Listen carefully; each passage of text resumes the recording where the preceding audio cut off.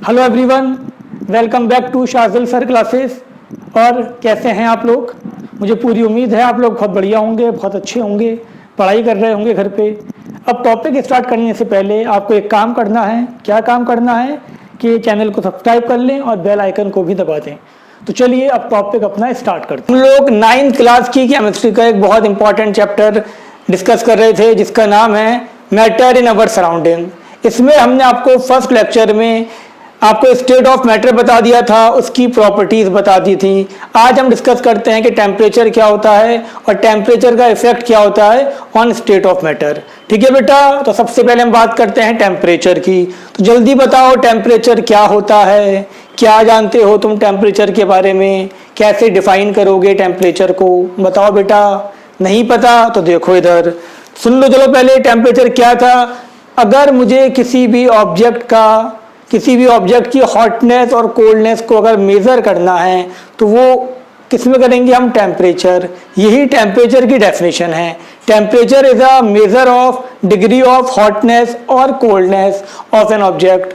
कोई भी पूछे तो तुम्हें यही बताना है। ठीक है बेटा, तो देखो ध्यान से। It is defined as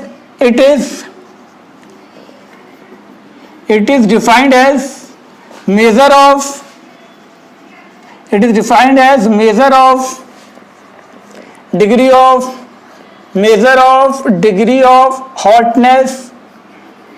of degree of hotness, or coldness of an object। ठीक है बेटा, इतनी बात समझ में आ गई। It is defined as measure of degree of hotness और coldness of an object. Clear. अब हम बात करते हैं यूनिट ऑफ टेम्परेचर। कोई तुमसे पूछ ले कि टेम्परेचर के यूनिट्स क्या हैं, यूनिट्स ऑफ टेम्परेचर। अब बेटा जैसे मास होता है, वेट होता है, उसको हम पाउंड में भी करते हैं, केजी में भी करते हैं, दो यूनिट हैं। लेकिन जो उसका एसआई यूनिट है, जो स्टैंडर्ड यूनिट है, वो क्या है? वो है आपका केजी। ऐसे ही ध्यान से देखें आप, अगर हमसे बात की जाए आपकी, तो यहाँ पर आपके 3 यूनिट होते हैं। फर्स्ट है आपका सेल्सियस, सेकंड है आपका केल्विन और थर्ड यूनिट है आपका फ़ारेनहाइट। ठीक है बेटा, इसको हम डिग्री सी से करते हैं, इसको केल्विन के से करते हैं, ये डिग्री एफ से करते हैं।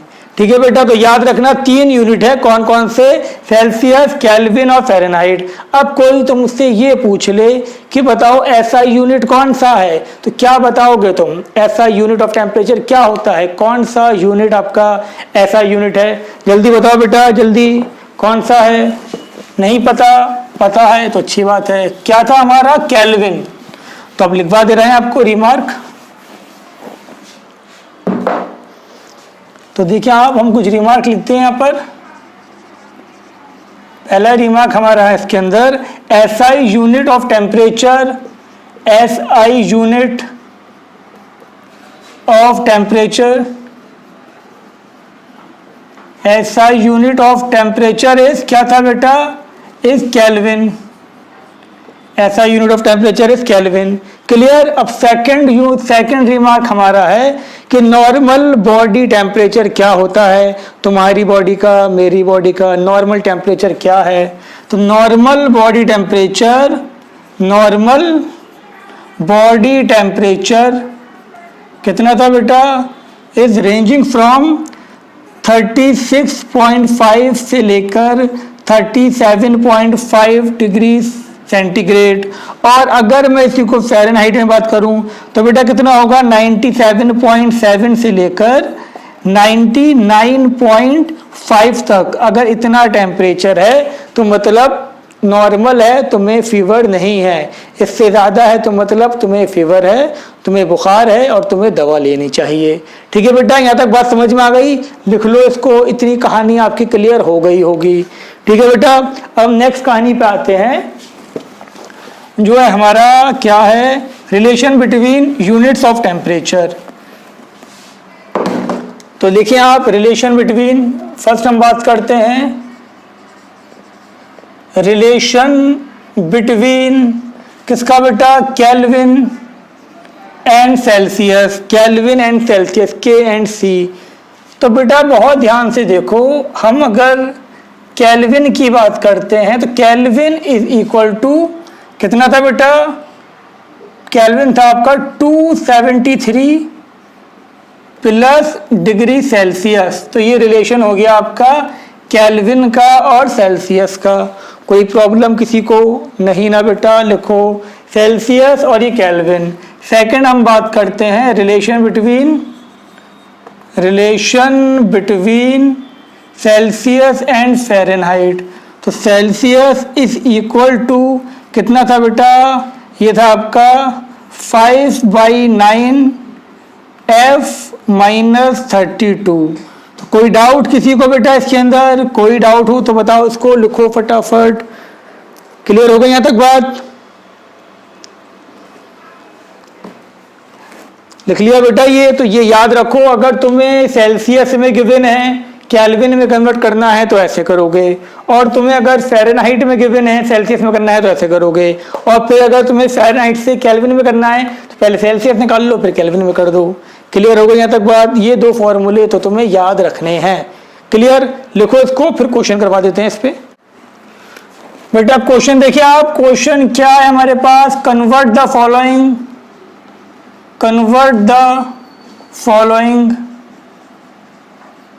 Following into kelvin.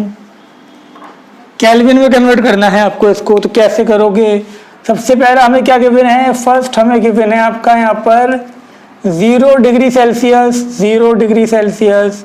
सेकंड मुझे गिवन है यहाँ पर, क्या गिवन है सेकंड, 27 डिग्री सेल्सियस। थर्ड मुझे गिवन है 300 सेल्सियस। फोर्थ मेरे पास है -20 डिग्री सेल्सियस। ठीक है बेटा, ये चार हमें कन्वर्ट करने हैं, कुछ भी हो सकता है वो तो आपके ऊपर है। ठीक है बेटा, अब हम बात करते हैं इसमें, हम रिलेशन जानते हैं। रिलेशन क्या था, kelvin is equal to 273 plus Celsius. तो देखें आप ध्यान से, 273 को प्लस कर दो, 273 प्लस 0 तो कितना आ गया बेटा, इसका आंसर आपका आ जाएगा 273। तो याद रखें आप कि 0 डिग्री सेल्सियस का मतलब होता है 273 केल्विन। कोई प्रॉब्लम किसी को नहीं ना? ऐसे इसमें देखो अब हमें निकालना था 273 प्लस कितना था बेटा 27, कितना हो गया 300 केल्विन। तो याद रखो 27 डिग्री का मतलब है 300 केल्विन। कोई प्रॉब्लम, करो ये खुद। यहाँ पर निकालना है मुझे, कितना था 273 प्लस 300, जितना भी आ जाए लिख देना। ठीक है बेटा, अब मुझे ये करना था कैलकुलेट, 273 प्लस कितना है -20, कितना हो गया बेटा जल्दी बताओ, ये हो गया आपका 253। इतनी बात समझ में आ गई? कोई डाउट तो नहीं है किसी को? लिखो इसको। ठीक है बेटा, क्लियर है? ये कॉपी कर लो। तो बेटा अब नेक्स्ट क्वेश्चन देखिए आप, क्वेश्चन क्या था आपका, कन्वर्ट द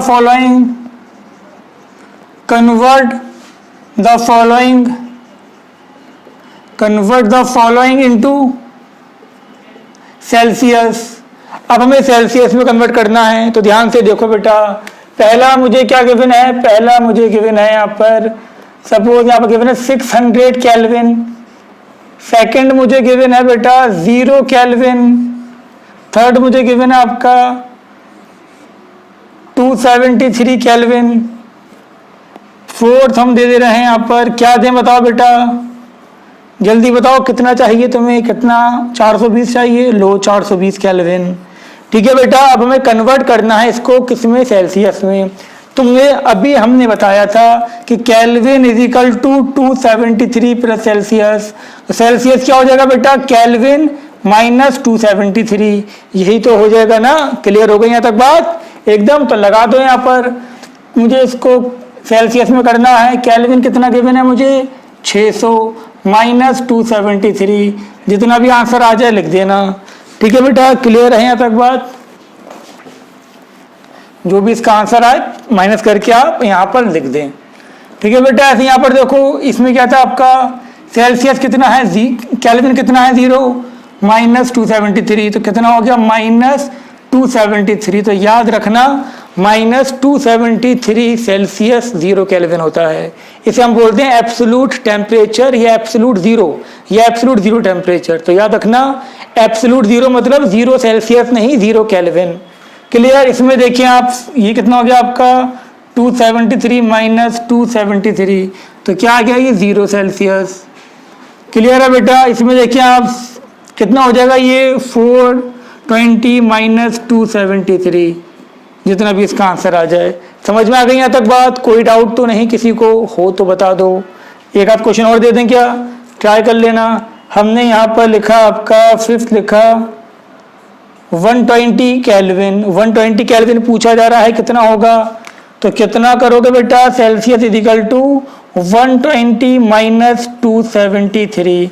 आंसर आपका आ जाएगा नेगेटिव में आएगा। ठीक है बेटा, कोई डाउट किसी को नहीं? लिखो फटाफट इसको। बेटा नेक्स्ट क्वेश्चन क्या था? Convert the following, convert the following, convert the following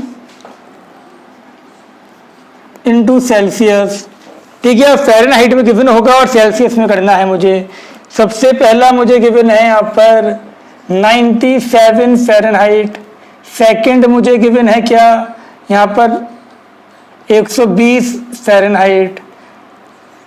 third मुझे गिवन है 0 फ़ारेनहाइट और फोर्थ मुझे गिवन है -40 F। ठीक है बेटा, अब हमें इसको कन्वर्ट करना है। फॉर्मूला तुम बहुत अच्छे से जानते हो, बता रखा है। क्या था बेटा? Celsius is equal to 5/9 F minus 32। ठीक है बेटा, अभी बताया था ये, फिर लिख दिया। चलो सॉल्व करो और बताओ क्या आंसर आ रहा है इसका। जल्दी करें आप सॉल्व। फर्स्ट हम सॉल्व करते हैं तो C इज इक्वल टू 5/9 और ये आपका आ जाएगा कितना 97 माइनस 32। सॉल्व कर लो इसको। ये चलो हम भी कर दे रहे हैं, तुम कह रहे हो तो आप लोग सब सॉल्व करें फटाफट। मैं आपको इसका आंसर बताता हूँ। इसका आंसर आपका आ जाएगा, क्या था हमारे पास 97 माइनस 32 कितना आ गया 65 इंटू 5 डिवाइडेड बाई 9 तो ये आ गया 36.1। ठीक है बेटा, तो याद रखना इसका आंसर कितना हो गया आपका 36.1। याद क्या? याद तो सिर्फ फॉर्मूला रखना है आपको। सेकंड देखिए आप, अब हमें सेकंड निकालना है। 5/9 ये आपका 120 माइनस 32 तो ये भी कर दे रहे हैं solve. 120 minus 32 into 5 divided by 9 48 point, ये हो गया 48.8 सेल्सियस।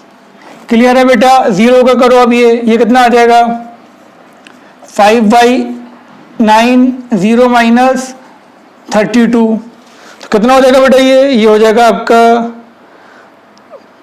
32 इंटू 5 डिवाइड बाई कितना हो गया? ये हो गया 9।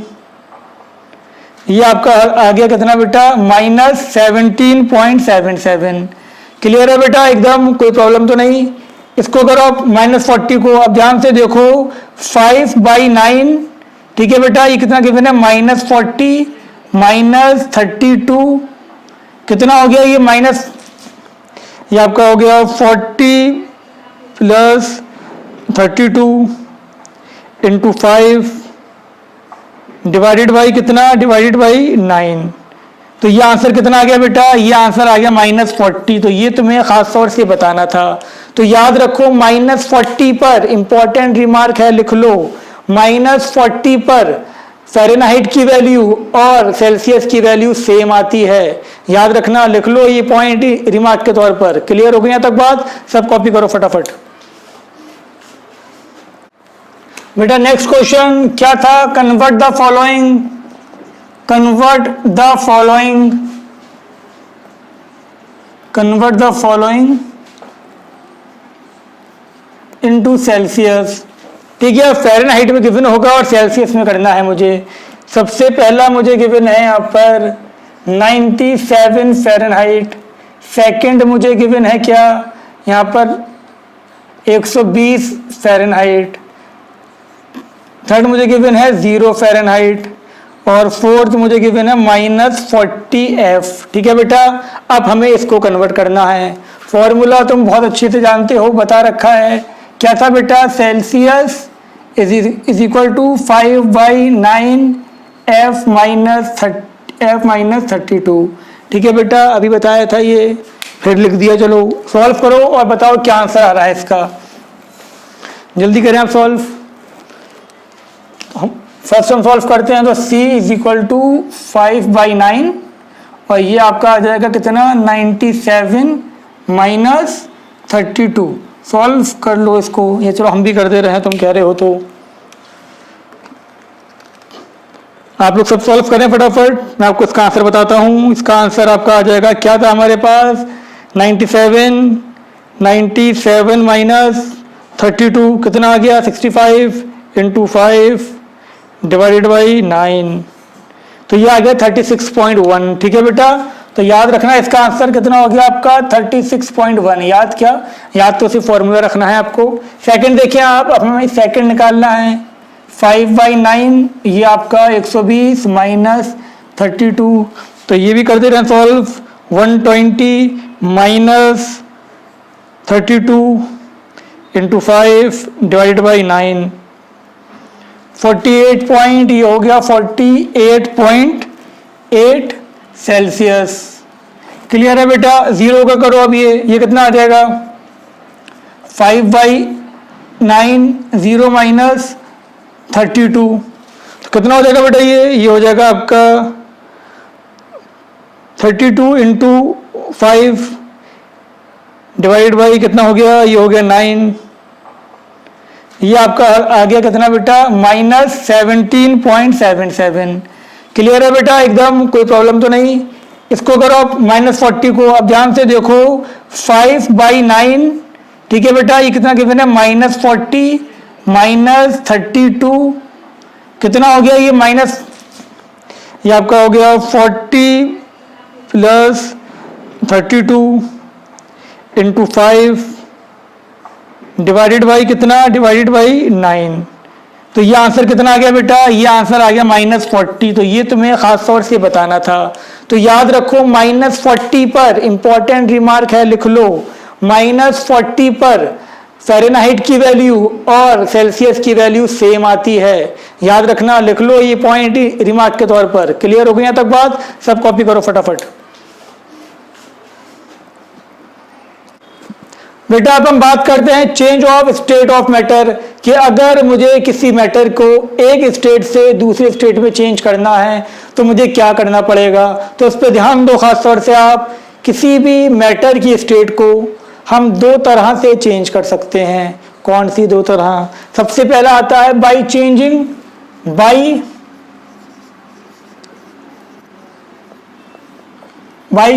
टेम्परेचर। अगर मैं उसका टेम्परेचर चेंज कर दूं तब भी उसकी स्टेट चेंज हो जाती है। और सेकंड आता है इसके अंदर by changing pressure.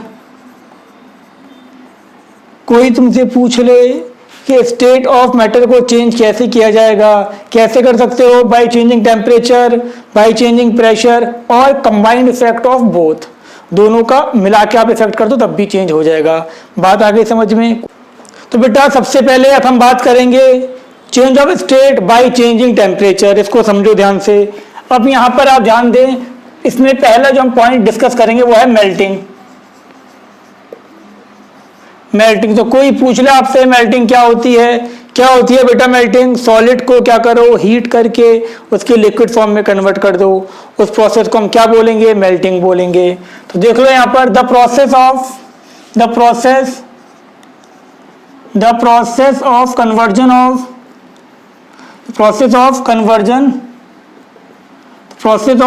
Conversion of solid into its liquid form by heating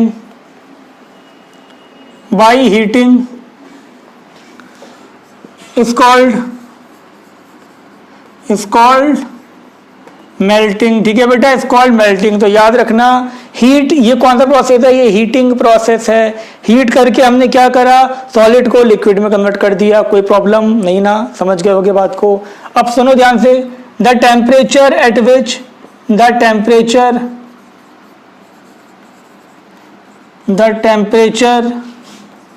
at which substance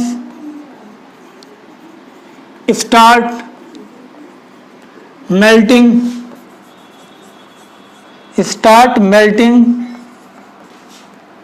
at atmospheric pressure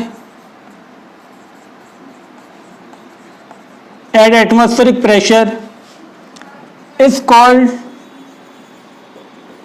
its melting point।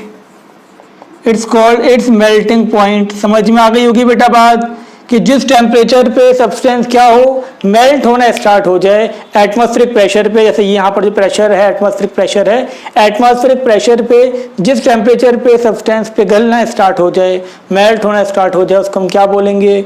उसको हम बोलेंगे मेल्टिंग पॉइंट। क्लियर है बेटा? लिखो, ये लिख लिया? रब कर दें? नहीं लिखा तो स्क्रीनशॉट लेना चाहिए था ना। अब देखो, अब हम बात करने वाले हैं इसके अंदर कुछ सब्सटेंस की मेल्टिंग पॉइंट की। सबसे पहले हम जो बात करेंगे इसके अंदर टंगस्टन। आपसे कोई पूछे कि हाईएस्ट मेल्टिंग पॉइंट किसका है? टंगस्टन का कितना होता है बेटा मेल्टिंग पॉइंट? इसका होता है 3.4, क्या था बेटा? 3.422 सेल्सियस। तो याद रखना, हाईएस्ट जो मेल्टिंग पॉइंट है वो किसका है? टंगस्टन का है। टंगस्टन क्या होता है बेटा? जो बल्ब के फिलामेंट में लगा होता है। ठीक है, फिलामेंट आपका टंगस्टन का ही बना होता है। सेकंड हम बात करें एल्यूमिनियम का। कोई पूछ ले एल्यूमिनियम का कितना है, याद कर लेना बस। ये एल्यूमिनियम का है बेटा कितना? 660। क्लियर? वाटर का कितना है बेटा? वाटर का आप जानते हो कितना होता है? 100 डिग्री सेल्सियस। क्लियर है यहाँ तक बात? ठीक है बेटा। ऐसे हम बात करें आयरन का। आयरन का अप्रोक्सीमेट 1535 के अप्रोक्स होता है। ठीक है बेटा। हम बात करें वैक्स का। वैक्स का कितना होता है? 60 डिग्री सेल्सियस। लिखो इसको।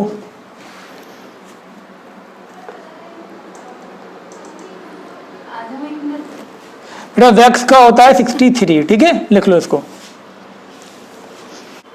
बेटा अब हम बात करते हैं किसकी? फ्रीजिंग और सॉलिडिफिकेशन। कोई पूछ ले फ्रीजिंग क्या होता है, तो जानते हो क्या होता है। लिक्विड को क्या करो? उसके सॉलिड फॉर्म में कन्वर्ट कर दो, कूल करके, ठंडा करके। उसको हम क्या बोलेंगे बेटा? फ्रीजिंग बोलेंगे। तो लिख लो, the process of conversion of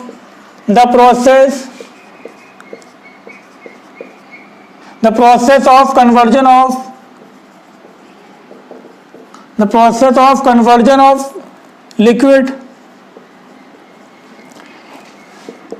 into its solid form by cooling is called क्या called बेटा? is called freezing और सॉलिडिफिकेशन। ठीक है बेटा, बात समझ में आ गई? इज कॉल्ड फ्रीजिंग और सॉलिडिफिकेशन। तो ये आपका कूलिंग प्रोसेस था। नेक्स्ट पॉइंट देखो इसके अंदर, the temperature eight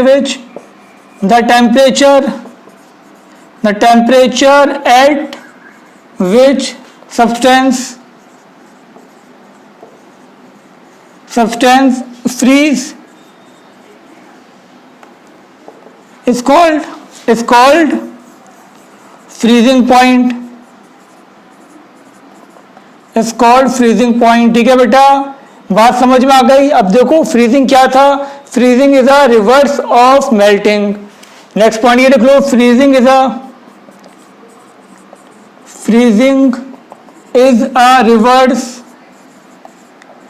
reverse of melting. ये मेल्टिंग का रिवर्स प्रोसेस था।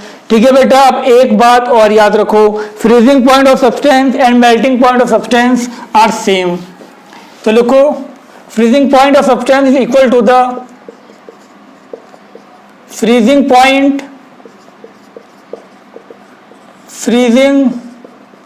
point of substance is equal to its equal to its melting point. ठीक है बेटा, बात आ गई समझ में। तो याद रखना किसी भी सब्सटेंस का फ्रीजिंग पॉइंट और मेल्टिंग पॉइंट सेम होगा। क्लियर है? जैसे वाटर का मेल्टिंग पॉइंट कितना था, 0 था, वही इसका फ्रीजिंग पॉइंट था। क्लियर है तक बात? कोई डाउट तो नहीं? लिखो ये सारे पॉइंट। देखो बेटा, जैसे आपको अभी मैंने बताया कि जो आपका मेल्टिंग और फ्रीजिंग है वो दोनों क्या आपस में रिवर्स प्रोसेस है। यानी कि आपके पास अगर सॉलिड है, सॉलिड यहाँ पर लिक्विड, सॉलिड से अगर आप लिक्विड में कन्वर्ट करोगे या लिक्विड को सॉलिड में कन्वर्ट करोगे तो बेटा ध्यान से देखो, ये प्रोसेस क्या था आपका, ये प्रोसेस था मेल्टिंग, ये प्रोसेस क्या था बेटा, ये प्रोसेस था फ्रीजिंग। क्लियर है यहाँ तक बात? अब ये जो मेल्टिंग था ये कौन सा प्रोसेस था, ये था हीटिंग प्रोसेस। और बेटा ये कौन सा प्रोसेस था, तो याद रखना ये डिफरेंस इतना है इसमें, देखो दोनों का टेम्परेचर तो सेम होगा, दोनों का कन्वर्जन टेम्परेचर सेम होगा, लेकिन वो हम अटेंड करेंगे हीट करके, ये हम अटेंड करेंगे फ्रीज करके, कूल करके। ठीक है बेटा, क्लियर हो गई यहाँ तक बात? नेक्स्ट हम बात करते हैं इसके अंदर वेपराइजेशन। इसको लिख लें आप। तो बेटा देखते हैं बॉइलिंग एंड वेपराइजेशन। तो ये क्या था तुम जानते हो अच्छे से। लिक्विड को क्या करो, लिक्विड को कन्वर्ट कर दो वेपर के अंदर, उसको हीट करके बॉईल करके उसको वेपर में कन्वर्ट कर दो, तो उसको हम क्या बोलेंगे, बॉइलिंग और वेपराइजेशन। तो लिख लें आप the conversion of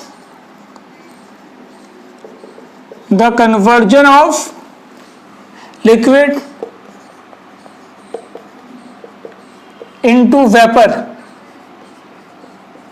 into vapor on heating is called, क्या कहेंगे बेटा, is called boiling और vaporization, is called boiling और vaporization। ठीक है बेटा, बात समझ में आ गई यहाँ तक, बॉइलिंग और वेपराइजेशन। अब तुमसे बात करी जाए कि बॉइलिंग पॉइंट क्या होता है, बॉइलिंग पॉइंट। अब इसको समझ लो ध्यान से बेटा। देखो मेरे पास सपोज वाटर है, ठीक है, ये मेरे पास वाटर है, यहाँ पर ये वाटर को तुम एक बात जानते हो, क्या जानते हो, देखो ये तो एटमॉस्फेरिक प्रेशर, जो हमारे ऊपर तुम्हारे ऊपर जो इस रूम में जो प्रेशर है वो क्या है, एटमॉस्फेरिक प्रेशर। और एटमॉस्फेरिक प्रेशर कितना होता है बेटा, 180 m। ये बात याद रखो, जो गैसेस है हमारे चारों तरफ उसकी वजह से प्रेशर लगता है और उस प्रेशर को हम बोलते हैं एटमॉस्फेरिक प्रेशर। और एटमॉस्फेरिक प्रेशर की जो वैल्यू है वो कितनी है, 180 m। अब कोई भी चीज़ बॉईल कब होगी, सुनो ध्यान से, वाटर का हर टेम्परेचर पे वाटर वेपर में कन्वर्ट होता रहता है, ये तो तुम जानते हो। वाटर का बॉइलिंग पॉइंट कितना है, 100 डिग्री, लेकिन तुमने पानी लिया और यहाँ डाल दिया, वो फिर भी क्या होगा, वेपराइज हो जाएगा, जबकि वो कभी भी 100 डिग्री तो पहुँचेगा नहीं, यहाँ पर रूम टेम्परेचर 100 तो हो नहीं सकता, फिर भी क्या हुआ, वो वेपर में कन्वर्ट हो गया, इवेपरेट हो गया। ठीक है, तो ऐसे सब्सटेंस को हम बोलते हैं वोलाटाइल सब्सटेंस। वो सब्सटेंस जो किसी भी टेम्परेचर पे वेपर में कन्वर्ट होते रहें उनको हम बोलते हैं वोलाटाइल सब्सटेंस। कौन से, वोलाटाइल, कौन से सब्सटेंस बेटा, वोलेटाइल सब्सटेंस। तो याद रखना वोलेटाइल सब्सटेंस। और जब वो वेपर में कन्वर्ट हो रहे हैं और वेपर का अपना प्रेशर होता है, वेपर क्या है, गैस है, और गैस का प्रेशर होगा, तो हर टेम्परेचर पे इनका प्रेशर होगा जिसको हम बोलेंगे वेपर प्रेशर। क्या बोलेंगे, वेपर प्रेशर। अब समझो बॉइलिंग पॉइंट क्या होता है। वो टेम्परेचर, बहुत इंपॉर्टेंट पॉइंट है बेटा, वो टेम्परेचर जिसपे किसी भी सब्सटेंस का वेपर प्रेशर, किसी भी सब्सटेंस का वेपर प्रेशर एटमॉस्फेरिक प्रेशर की बराबर हो जाए, उस टेम्परेचर को हम बोलते हैं क्या, बॉइलिंग पॉइंट। आ गई बात समझ में, दोबारा सुनो। The temperature at which vapour pressure of substance become equal to the atmospheric pressure. जब किसी का वेपर प्रेशर एटमॉस्फेरिक प्रेशर के बराबर हो जाएगा तो वो बॉईल करना स्टार्ट कर देगा। बात आई समझ में या नहीं आई, थोड़ी थोड़ी तो आ गई होगी। अब सुनो ध्यान से, तुम यहाँ प्लेन एरिया में हो, तुमने पानी को उबाला, पानी को बॉईल करा, पानी का बॉइलिंग पॉइंट कितना होगा बेटा, कितना होगा, 100 डिग्री, बिल्कुल सही। अब इसी पानी को तुम कहाँ ले जाओ, पहाड़ों पे ले जाओ, पहाड़ों पे तुम पानी को बॉईल करो। अब पहाड़ों पे, माउंटेन पे पानी कितने पे बॉईल होगा? क्या कहोगे तुम? सर 100 पे होगा। नहीं, बॉइलिंग पॉइंट कोई कांस्टेंट वैल्यू नहीं है। बॉइलिंग पॉइंट डिपेंड करता है एटमॉस्फेरिक प्रेशर के ऊपर। अगर एटमॉस्फेरिक प्रेशर कांस्टेंट है तो बॉइलिंग पॉइंट कांस्टेंट रहेगा। अब वाटर तुम मेरे घर पे बॉईल करो या अपने घर पे बॉईल करो, हम लोगों का जो एटमॉस्फेरिक प्रेशर है वो कितना है? वो कितना है बेटा? 1 atm। तो बॉइलिंग पॉइंट 100 आएगा। लेकिन तुम अगर पहाड़ों पर जाते हो तो वहाँ पर जितना ऊपर जाओगे तो प्रेशर डिक्रीज होता रहेगा। आ गई बात समझ में? हाई एल्टीट्यूड पे जाने पे प्रेशर डिक्रीज होता है, और जब प्रेशर डिक्रीज होगा तो अब क्या होगा? अब हमें इसको 1 atm तक लेके नहीं जाना वाटर को। यहाँ पर तो मुझे वाटर को 1 atm तक लेके जाना था। सपोज यहाँ कितना रह गया? 0.8 atm। तो अब मुझे सिर्फ इसको इतना हीट करना है कि ये 0.8 atm तक पहुंच जाए। एटमॉस्फेरिक प्रेशर वहां पर कितना है? 0.8 atm। तो जब ये 100 डिग्री, जब ये 1 atm तक जाने के लिए मुझे इसको 100 डिग्री हीट करना पड़ रहा है, तो यहाँ तक लेके जाने के लिए कितना हीट करना पड़ेगा? 100 से कम करना पड़ेगा ना। बस यही बात थी। तो याद रखो, हाई एल्टीट्यूड पे बॉइलिंग पॉइंट डिक्रीज हो जाता है। कोई पूछे क्यों डिक्रीज हो जाता है? Due to decrease in atmospheric pressure. अगर एटमॉस्फेरिक प्रेशर 1 atm से कम है तो वाटर का बॉइलिंग पॉइंट 100 से कम होगा, और अगर एटमॉस्फेरिक प्रेशर 1 atm से ज़्यादा है तो बॉइलिंग पॉइंट भी ज़्यादा होगा। तो बॉइलिंग पॉइंट डायरेक्टली लिंक्ड करता है, डायरेक्टली प्रोपोर्शनल है किसके? एटमॉस्फेरिक प्रेशर के। बात आ गई समझ में? अब तुमने क्या लिया? प्रेशर कुकर लिया। प्रेशर कुकर में पानी रखा। अब उसमें जो होगा पानी वो और देर में बॉईल होगा, क्योंकि प्रेशर कुकर का जो प्रेशर होता है वो 2 atm 3 atm होता है। तो वहाँ पानी और देर में बॉईल होगा। समझ में आ गई होगी यहाँ तक बात कि जितना ज़्यादा एटमॉस्फेरिक प्रेशर उतना ज़्यादा बॉइलिंग पॉइंट। क्लियर? अब मैं इसको लिखवा दे रहा हूँ थोड़ा सा आपको। लिखवाना क्या था? लिखवाना सिर्फ ये था, the temperature at which the temperature at which the temperature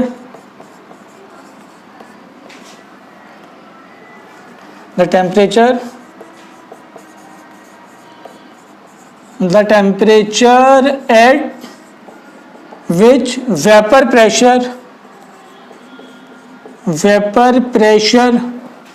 of substance become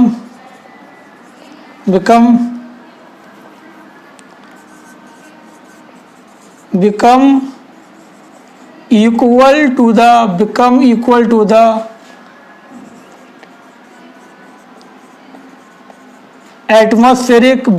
to the atmospheric pressure is called its boiling point। It's called its boiling point. ठीक है बेटा? वो टेम्परेचर जिसपे किसी भी सब्सटेंस का वेपर प्रेशर एटमॉस्फेरिक प्रेशर के बराबर हो जाए उसको हम क्या बोलेंगे? Boiling point. लेकिन तुम मुझसे कोई तुम्हारी टीचर पूछ ली तुम्हारे लेवल में तो बस वही कह देना जिसपे सब्सटेंस बॉइल होना स्टार्ट हो जाए। नॉर्मली बात ये है, लेकिन इसका बेसिक बात जो थी वो ये थी। ये लिख लिया आपने बेटा? समझ में आ गई यहाँ तक बात? नेक्स्ट पॉइंट लिखवा दे रहे हैं इसके अंदर हम। ये boiling point of substance is directly proportional to atmospheric pressure. Boiling point of substance is directly proportional to atmospheric pressure। Boiling point of substance is directly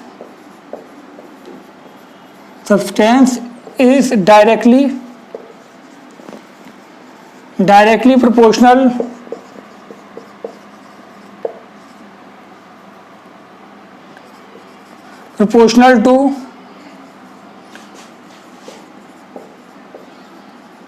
atmospheric pressure. ठीक है बेटा? एटमॉस्फेरिक प्रेशर की बराबर प्रोपोर्शन होगा। Atmospheric pressure मतलब कि जितना ज्यादा आपका एटमॉस्फेरिक प्रेशर, तो जितना ज्यादा एटमॉस्फेरिक प्रेशर होगा उतना ज्यादा बॉइलिंग पॉइंट होगा, जितना कम एटमॉस्फेरिक प्रेशर होगा उतना कम बॉइलिंग पॉइंट होगा। अगर आपसे कहा जाए कि हाई एल्टीट्यूड पे क्या होगा? बॉइलिंग पॉइंट कम हो जाएगा और प्रेशर कुकर के अंदर बॉइलिंग पॉइंट ऑफ वाटर बढ़ जाएगा। क्लियर है तक बात? लिख लो ये। अब बात करते हैं हम कंडेंसेशन की। तो कंडेंसेशन क्या होता है बेटा? कोई भी गैस का लिक्विड में कन्वर्ट होना बाय कूलिंग। अगर आप गैस को आप ठंडा कर दो, कूल कर दो, तो वो क्या होगा बेटा? लिक्विड में कन्वर्ट हो जाएगी। जैसे आपने देखा होगा कि जब आप पानी का एक ठंडा ग्लास लेते हैं, एक ग्लास लिया, उसमें बहुत आपने ठंडा पानी डाल दिया, चिल्ड वाटर डाल दिया, उसको आपने टेबल पे रख दिया, तो अब क्या होता है, उस ग्लास के ऊपर वाटर के ड्रॉपलेट्स आ जाते हैं। अब वो वाटर, वो पानी कहाँ से आया, ग्लास में से बाहर निकल के आया क्या? नहीं, वो आया क्या कि जो आपका एटमॉस्फेयर में जो वाटर के वेपर थे, जब वो उस ठंडे पानी के ग्लास से टकराए तो वो क्या होगा बेटा, वेपर कंडेंस हो गया वाटर के अंदर। ठीक है, समझ में आएंगे तक बात। वो वेपर ठंडे हुए और ठंडे हो गए वो वेपर क्या हो गए, वाटर के ड्रॉपलेट्स में कन्वर्ट हो गए। बात समझ में आ गई? किसी भी वेपर का, किसी भी गैस का लिक्विड में कन्वर्ट होना by cooling is called condensation. तो लिख दे रहे हैं the process of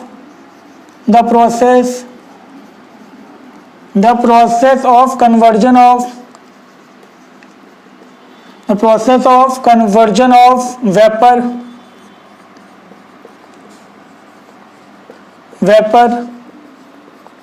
into liquid by cooling is called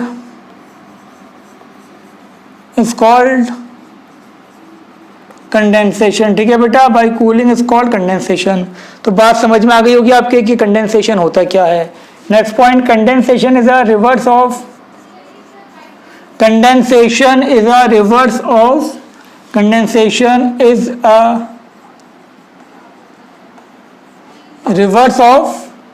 vaporisation. Condensation is a reverse of vaporisation. ठीक है बेटा, तो ये बात याद रखें, कंडेंसेशन क्या था, रिवर्स प्रोसेस था वेपराइजेशन के। अब जैसे कि अगर मेरे पास यहाँ पर लिक्विड है, लिक्विड, और यहाँ पर मेरे पास क्या है, आपका गैस है। ठीक है बेटा, गैस को क्या करा हमने, लिक्विड में कन्वर्ट करा, लिक्विड को गैस में करा या गैस को लिक्विड में करा। ये क्या था आपका, ये था वेपराइजेशन।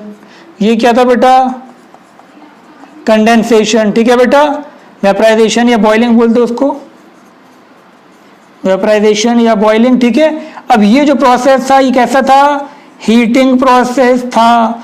और ये क्या प्रोसेस था आपका, कूलिंग, ये कूलिंग प्रोसेस था। तो ये बात याद रखो कि लिक्विड से जब गैस में कन्वर्ट करोगे तो हीट करके करोगे, और गैस को जब लिक्विड में करोगे तो कैसे करोगे, कूल, ठंडा करके करोगे।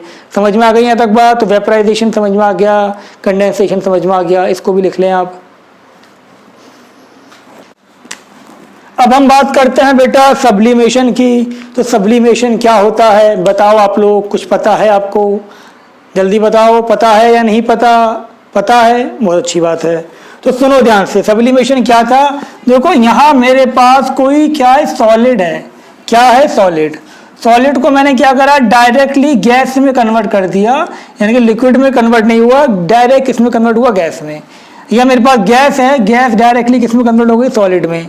तो यही प्रोसेस जिसमें सॉलिड डायरेक्टली गैस में कन्वर्ट हो जाए या गैस डायरेक्टली सॉलिड में कन्वर्ट हो जाए, इसी को हम क्या बोलते हैं बेटा, क्या बोलेंगे, सब्लिमेशन। तो याद रखना, the process of conversion of solid directly into gas और gas directly into solid is called sublimation.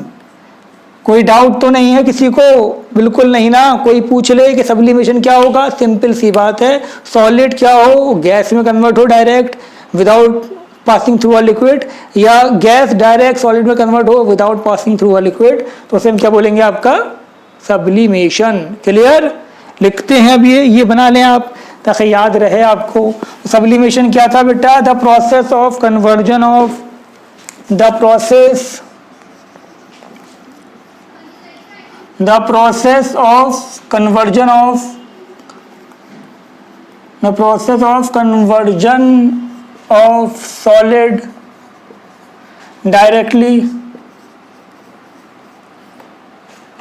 Directly into gas और गैस डायरेक्टली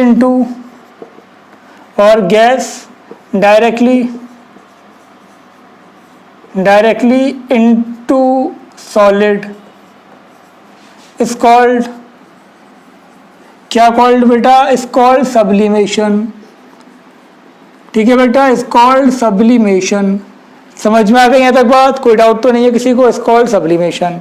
ठीक है बेटा, अब एक बात सुनो, solid that convert into vapour, solid that convert into gas, उसको हम क्या बोलेंगे? सबलाइम। दोबारा सुनो, solid solid that convert into gas, sublimation जब हुआ, सब्लिमेशन में सॉलिड जब गैस में कन्वर्ट होगा, इज कॉल्ड क्या कॉल्ड बेटा? सबलाइम। सबलाइम, कोई पूछे सबलाइम क्या है? वो सॉलिड जो गैस में कन्वर्ट हो गया, वो सॉलिड सबलाइम था। ठीक है बेटा, जो सॉलिड गैस में कन्वर्ट होगा डायरेक्टली, उसको हम सबलाइम बोलेंगे। Clear? Solid that obtain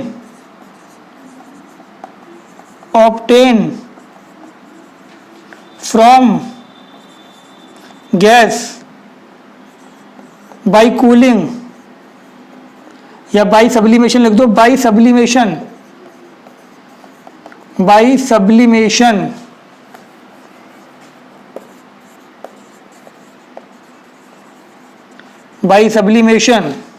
is called, क्या कॉल्ड बेटा? Is called sublimate.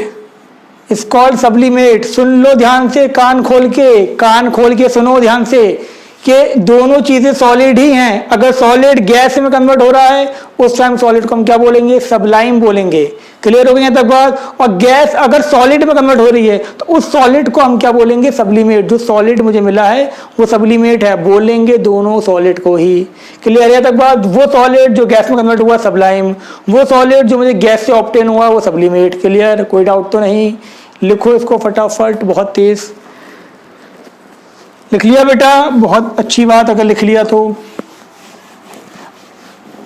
हमने पूरा कन्वर्जन देख लिया। अब इसकी एग्जाम्पल देख लें। एग्जाम्पल तो रह गई इसकी, कौन कौन से सब्सटेंस हैं जो सब्लिमेशन शो करते हैं। तो बेटा एग्जाम्पल देखो, सबसे पहले बात हम करेंगे अमोनियम क्लोराइड। याद रखना, इसका सब्लिमेशन होता है सॉलिड से डायरेक्ट गैस, गैस से डायरेक्ट सॉलिड। उसके बाद हम बोलते हैं क्या? नेक्स्ट है हमारे पास सॉलिड CO2, और सॉलिड CO2 को हम क्या बोलते हैं बेटा? Dry ice. भूलना नहीं है, सॉलिड CO2 का भी क्या होता है? डायरेक्ट सब्लिमेशन होता है, सॉलिड से गैस, गैस से सॉलिड। इसको हम ड्राई आइस बोलते हैं क्योंकि ये आइस की तरह ठंडी होती है, लेकिन अगर इसको तुम पेपर पे रखोगे तो उसको गीला नहीं करेगी, वेट नहीं करेगी, इसीलिए क्या बोल दिया इसको? Dry ice. क्लियर? बहुत अच्छा। नेक्स्ट हम बात करते हैं इसके अंदर कैम्फर। कैम्फर का भी सब्लिमेशन होता है। नेप्थलीन का भी सब्लिमेशन होता है। एंथ्रासीन का भी सब्लिमेशन होता है। ये कुछ कॉमन एग्जाम्पल हैं जो कि आपको याद रखने हैं।